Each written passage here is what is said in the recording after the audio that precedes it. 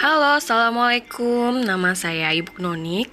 Pada semester 2, kita akan mempelajari bab lingkaran. Nah, yang pertama kita pelajari tentang unsur-unsur lingkaran.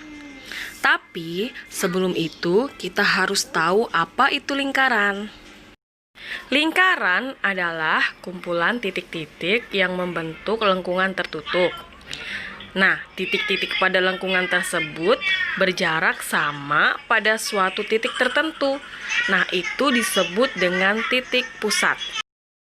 Jari-jari lingkaran adalah ruas garis yang menghubungkan titik pusat dan suatu titik pada lingkaran.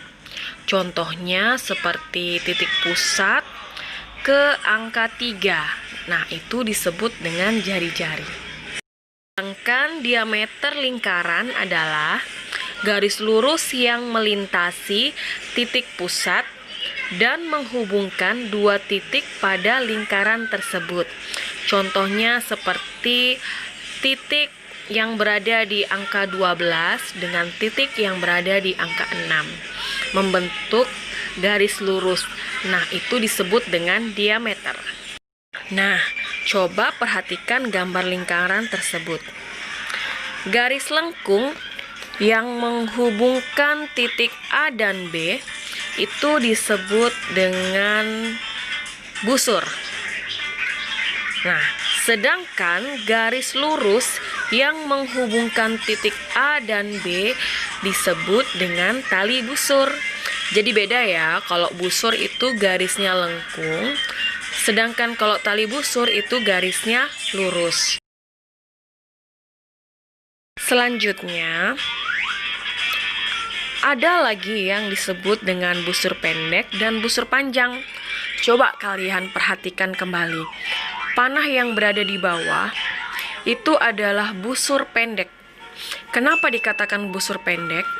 Karena panjangnya kurang dari setengah lingkaran. Sedangkan panah yang berada di atas itu disebut dengan busur panjang karena panjangnya lebih dari setengah lingkaran. Tapi jika hanya disebut busur AB saja, maka yang perlu diperhatikan adalah busur yang pendek. Lihat kembali lingkaran. Daerah yang berwarna kuning ini disebut dengan juring. Juring lingkaran ada yang besar dan ada juga yang kecil loh. Nah, yang berwarna kuning ini disebut dengan juring kecil. Nah, kalau yang berwarna putih itu disebut dengan juring besar. Jadi tahu ya bedanya. Selanjutnya, perhatikan lagi lingkaran tersebut. Bagian kecil yang ditunjuk oleh panah itu disebut dengan daerah tembereng. Nah, karena ukurannya lebih kecil, itu dikatakan sebagai tembereng kecil.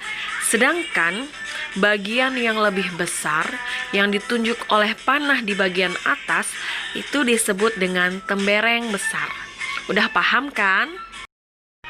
Gambar selanjutnya, kalau ada garis yang ditarik dari titik pusat dan garis tersebut tegak lurus, garis tersebut disebut apotema. Sampai di sini udah paham belum?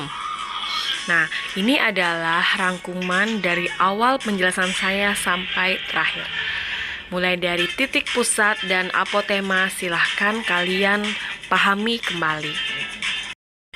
Untuk menguji pemahaman kalian, saya akan berikan latihan soal pada video selanjutnya. Selamat belajar dan selamat mengerjakan. Assalamualaikum warahmatullahi wabarakatuh.